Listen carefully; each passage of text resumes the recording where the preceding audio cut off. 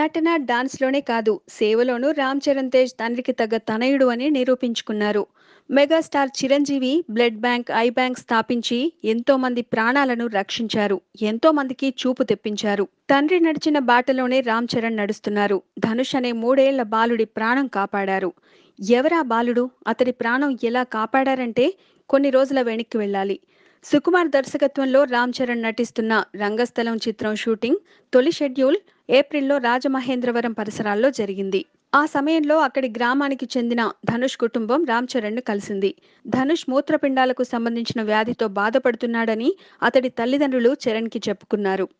దీంతో స్పందించిన చెర్రీ చికిత్సకు ఏర్పాట్లు చేయమని తన బృందానికి సూచించారు. వెంటనే హైదరాబాద్లోని ఓ ప్రైవేటు హాస్పిటల్లో ధనుష్కు చికిత్స జరిగింది.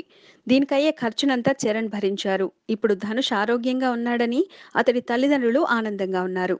ప్రస్తుతం రంగస్థలం షూటింగ్ మళ్లీ రాజమహేంద్రవరం పరిసరాల్లోనే జరుగుతోంది. ఈ సందర్భంగా అక్కడికి ధనుష్ కుటుంబ సభ్యులు వెళ్లారు. చరణ్ను కలిసి ధన్యవాదాలు చెప్పారు. ధనుష్ ఆరోగ్యంగా ఉండడం తనకి సంతోషాన్ని కలిగించిందని చరణ్ చెప్పారు. Please subscribe. Hi, it's me Purna. Please subscribe.